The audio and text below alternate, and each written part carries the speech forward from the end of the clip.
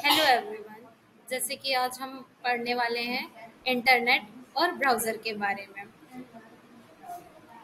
तो सबसे पहले देखते हैं इंटरनेट क्या है और क्यों हमें इंटरनेट की ज़रूरत है।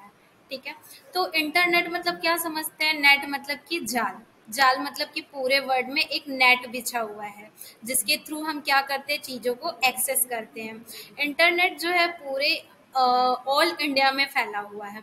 यहाँ हम देख सकते हैं इस डायग्राम में, जहाँ पर बहुत सारे डिवाइसेस दिख रहे हैं, जैसे कंप्यूटर है, मोबाइल है, टैबलेट है। ये सारे के सारे हमारे इंटरनेट से कनेक्ट है। अब सेकंड चीज आती है कि हमें इंटरनेट की क्यों नीड है।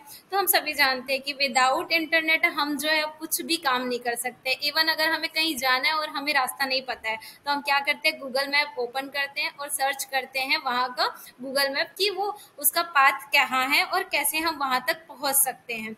वैसे ही अगर हमें कोई डिश बनाना है और हमें उसकी रेसिपी नहीं पती है तो हम क्या करते हैं, फर्स्टली यूट्यूब में जाते हैं और उस रेसिपी को सर्च करते हैं और उसको फॉलो करते हुए कोई भी डिश को हम आसानी से बना सकते हैं।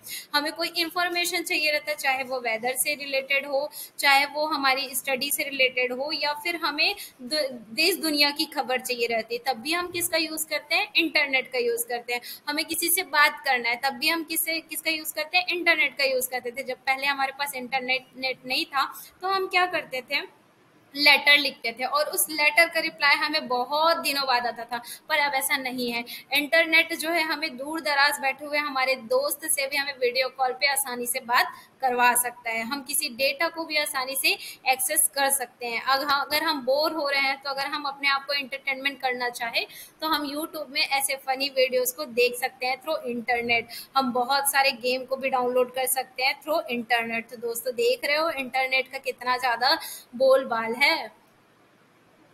उसके बाद आता है ब्राउज़र। अभी ये आता है कि इंटरनेट तो ठीक है, अब ये ब्राउज़र क्या है। तो दोस्तों, बिना ब्राउज़र के हम बिल्कुल भी इंटरनेट का यूज़ कर ही नहीं सकते हैं, क्योंकि हम इंटरनेट और ब्राउज़र दोनों के दोनों क्या हैं, एक दूसरे से कनेक्ट हैं। हमारे पास बहुत सारे ब्राउज़र है पर हम इन ब्राउज़र का मोस्टली यूज़ करते हैं, जैसे कि फायरफॉक्स हो गया और माइक्रोसॉफ्ट हो गया, गूगल क्रोम हो गया, ओपेरा हो गया और ब्रेव हो गया। ये हमारे इम्पोर्टेंट क्या है, फेमस जो है हम बोल सकते हैं, ये हमारे ब्राउज़र हैं। और क्या बोल सकते हैं कि हमारा जो है, अब हम अगर मान लो जाए किसी ब्राउज़र पे हम कोई पेज या फिर कोई साइट को हम सर्च करते हैं, तो हम क्या करते हैं कि फर्स्टली हम उस वेबसाइट को ओपन करते हैं। वेबसाइट को ओपन करने के बाद हम क्या करते हैं, हम जैसे कि मुझे चाहिए www.example.com, मैंने अपने ब्राउज़र पर www.example.com लिखा और जैसे ही मैं लिखती हूँ तो ब्राउज़र क्या करता है, उस रिक्वेस्ट को जो है डीएनएस सर्वर पर सेंड करता है। डीएनएस सर्वर क्या होता है, एक तरह के हम बोल सकते हैं कि वो सारी एड्रेस को स्टोर करके रखती है और जैसे ही मैं ये रिक्वेस्ट भेजती हूँ तो वो क्या करता है, उस एड्रेस से वो क्या करता है, चेक करता है कि ये एड्रेस यहाँ पर अवेलेबल है कि नहीं है, और अवेलेबल रहता है तो वो क्या करता है, उसको जो है आईपी एड्रेस में कन्वर्ट करके वापस जो है ब्राउज़र को सेंड कर देता है। अब आईपी एड्रेस क्या होता है? आईपी एड्रेस होता है इंटरनेट प्रोटोकॉल। इंटरनेट प्रोटोकॉल मतलब कि हर एक साइट का क्या होता है, अपना एक यूनिक आईपी एड्रेस होता है। यूनिक मतलब कि वो जो है किसी से मैच नहीं होता है। ये इस तरह से जैसे हमारे यूनिक रोल नंबर होते हैं, सेम वैसे ही हर एक साइट का यूनिक आईपी एड्रेस होता है और ये आईपी एड्रेस जो है न्यूमेरिक फॉर्म में होते हैं।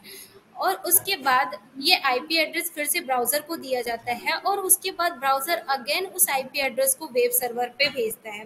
वेब सर्वर पे जब वो आईपी एड्रेस जाती है, फिर उसके बाद वहाँ से हमें वेब सर्वर से हमें कुछ एचटीएमएल के फॉर्म में कुछ डॉक्यूमेंट मिलता है, पर वो एचटीएमएल जो है एक नॉर्मल यूज़र के रीडेबल नहीं होगा। तो ब्राउज़र क्या करता है कि उस एचटीएमएल फॉर्म को हमारे लिए एक तरह से पेजेस के फॉर्म में, अंडरस्टैंडिंग पेजेस के फॉर्म में हमारे पास रिप्रेजेंट करता है। इस तरह से हमें रिस्पॉन्स मिलता है एक ब्राउज़र के थ्रू। एक और देखते हैं कि एक सिस्टम से दूसरे सिस्टम में हम कैसे डेटा को है सेंड करते हैं और कैसे उस डेटा को एक्सेस करते हैं।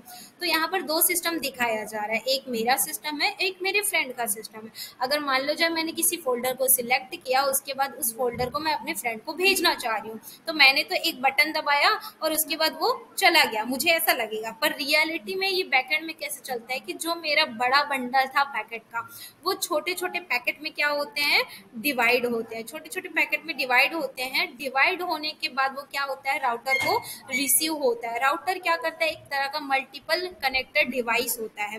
वो वहां से उन पैकेट्स को एक्सेप्ट करता है। एक्सेप्ट करने के बाद वो एक फिल्टर का भी काम करता है राउटर। उसके बाद क्या करता है वो, उस राउटर के थ्रू जो है टीसीपी आईपी को रूल्स को फॉलो करते हुए दूसरे सिस्टम को वो डेटा जो है रिसीव होती है। अब यहाँ पर हम एक एग्जांपल देखते हैं, जैसे कि हमारे यहाँ पे सब जगह ट्रैफिक सिग्नल होती है। अब ट्रैफिक सिग्नल क्यों होती है, एक्सीडेंट से बचने के लिए। तो वैसे ही यहाँ पर जो है हमारे पैकेट्स लॉस ना हो, हमारा डेटा लॉस ना हो, और सारे के सारे जो पैकेट्स है वो अलग अलग पर्टिकुलर छोटे पैकेट्स में डिवाइड हो गए हैं, तो वो अलग अलग में भी अलग अलग पाथ को फॉलो करें। तो वो अलग अलग पाथ को फॉलो करने के बाद भी एक पर्टिकुलर रूल्स को फॉलो करते हुए एक साथ मुझे मर्ज होके एज अ जैसे मैंने भेजा था वैसे ही वो जो है रिसीवर को मिले। ऐसे रूल्स जो है टीसीपी आईपी जो है प्रोवाइड करती है। तो उस रूल के अकॉर्डिंग जो है वो उस सारे टीसीपी आईपी को जो है फॉलो करता है नेटवर्क, उसके बाद रिसीवर को वो डेटा एक्सेस होता है। Thank you.